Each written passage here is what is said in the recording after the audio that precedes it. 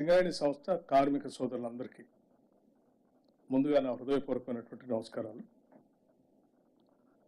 మనందరికీ తెలిసిందే, రాష్ట్ర ప్రభుత్వానికి రాష్ట్రానికి తలమానికంగా ఉన్నటువంటి ప్రభుత్వ రంగ సంస్థ సింగరేణి సంస్థ.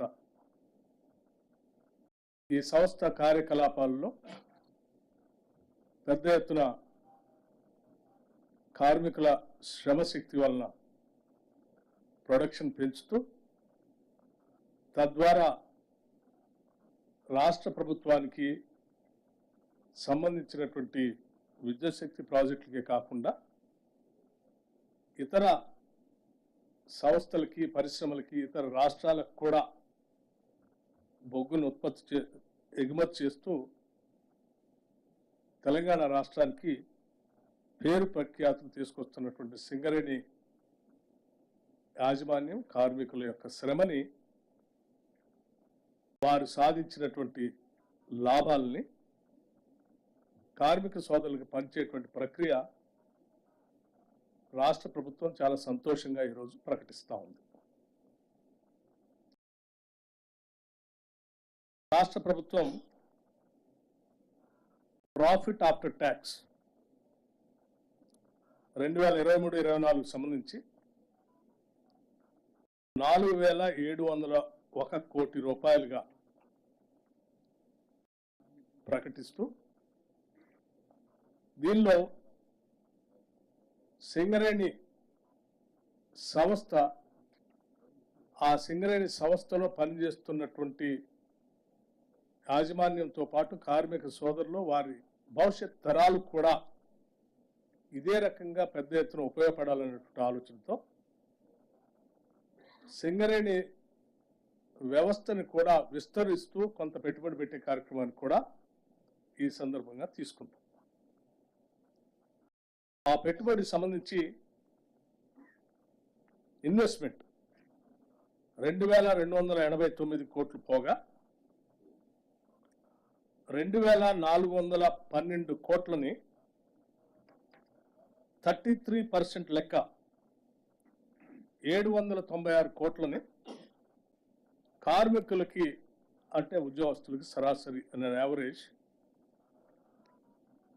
1,90,000 రూపాయలుగా 1,90,000 రూపాయలుగా పంచేటువంటి కార్యక్రమాన్ని ఈ సందర్భంగా ముఖ్యమంత్రి గారి సమక్షంలో యావత్ మంత్రిమండలి మొత్తం సింగరేణి యాజమాన్యంతో కలిసి ఇప్పుడు ప్రకటిస్తూ ఉన్నాం. దీనికి మేమంతా చాలా సంతోషిస్తూ ఉన్నాం, ఇంత పెద్ద ఎత్తున పంచుతున్నాం. గత సంవత్సరం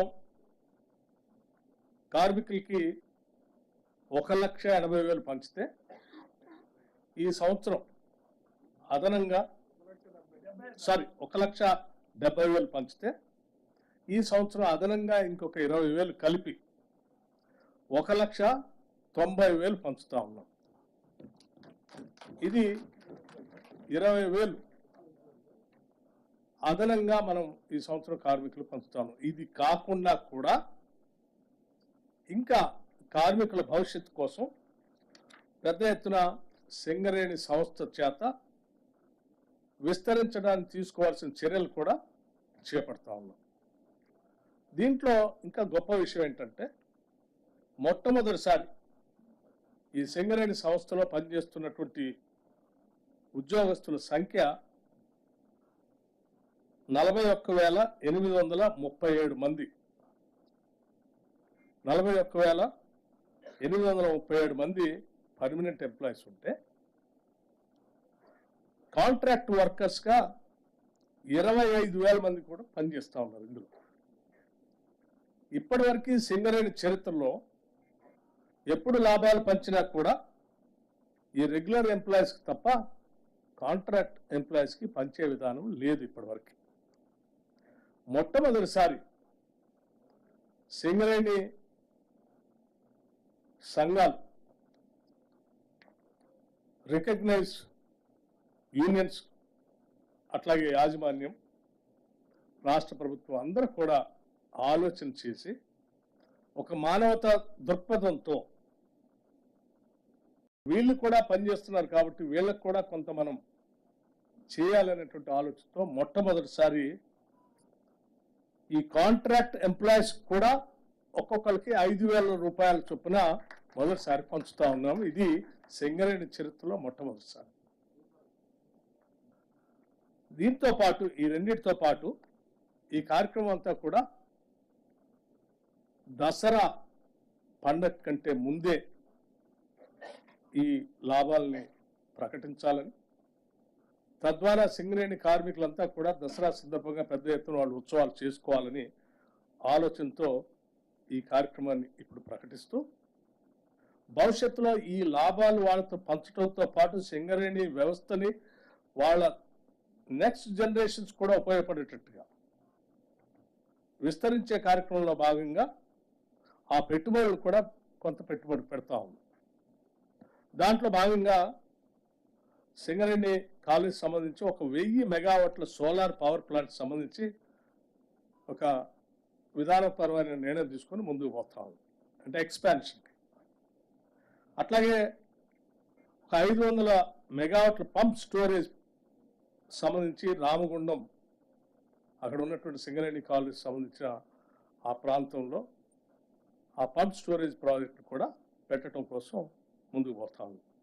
అట్లాగే థర్మల్ పవర్ ప్లాంట్స్ సంబంధించి ఒక 3rd యూనిట్ని 1x800 Singareni thermal power plant జైపూర్లో కూడా విస్తరించడం కోసం ముందుకు పోతాం. అట్లాగే 1x800 మెగావాట్స్ టిఎస్ జెన్కోతో కలిపి జాయింట్ వెంచర్తో ఇంకొక ప్రాజెక్ట్ని కూడా ముందుకు తీసుకొని పోవడం కోసం ఇన్వెస్ట్ చేస్తాం.